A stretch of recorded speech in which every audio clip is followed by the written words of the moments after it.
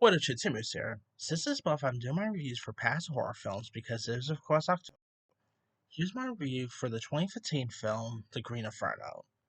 Now, The Green Inferno, was released by Blumhouse and was directed by Eli Roth, who, despite Borderlands, I still love Eli Roth. I love his horror stuff. I mean, I did not mind Knock Knock. Uh, Hostel's good. Cabin Fever. I always get a kick out of Eli Roth films. And The Green Inferno, if you guys think, let's say, Terrifier 1, 2, and 3 is very gruesome, you have not seen The Green Inferno. Oh cow, this movie takes the gory stuff up to a level.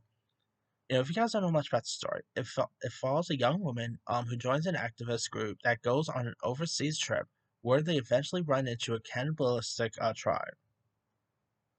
And it was inspired by and serves as an homage to the cannibal films in the 1970s and early 80s. Obviously, one of which was Cannibal Holocaust. If you guys rewatch Cannibal Holocaust and rewatch this, you'll definitely get a little definitely will feel very similar to one another. The movie is led by Lorenza Izzo, who is actually, I believe she's like dating or is married to Eli Roth. She, a month after, like this movie actually came out like a month before I remember watching Knock Knock, which was another Eli Roth film. So I pretty much had like a double dose of Eli Roth that year. And so of course, Lorenza was in both films.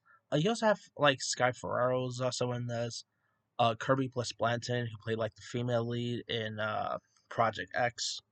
You also have Daryl Sabara, who you might know as Johnny from Junie Cortez from the Spy Kids films. It was always really cool seeing him in horror like this and the Halloween remake.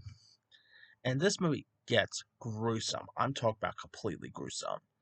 I mean, the stuff that I'm not even gonna go too much details, but these things that go on attack them are very crazy. And yeah, it's a really intriguing film though. It is a lot of fun to check out. Really entertaining here. Some really good performances by Izzo, Daryl Sabara. I mean, it. Let me also say, you probably, maybe want to eat while you're watching this if you have a weak stomach. But yeah, it's a really cool film worth checking out. Again, it's very very gory, but it's really entertaining. No less. Like if you can handle this type of film, highly recommend it. If you can't, then yeah, I wouldn't recommend it. But yeah, I mean, it's not as good as Eli Roth's other films. Like, it's nowhere near as good as, let's say, Cabin Fever or I probably even prefer Knock Knock over this. But yeah, it's far better than Borderlands, that's for sure. But yeah, the Grand Inferno is it's a lot of fun and very interesting. Worth giving it a go. Anyway, let me let you guys. Did you have a chance? Have you ever seen Eli Roth's The Great Inferno? If so, what's up? Were you a fan of it? Were you not a fan of it? Favorite scenes, favorite moments? Where will this even rank in your favorite Eli Roth films? Drop a comment below. Don't forget to like, subscribe, hit that bell for notification. This is Steven.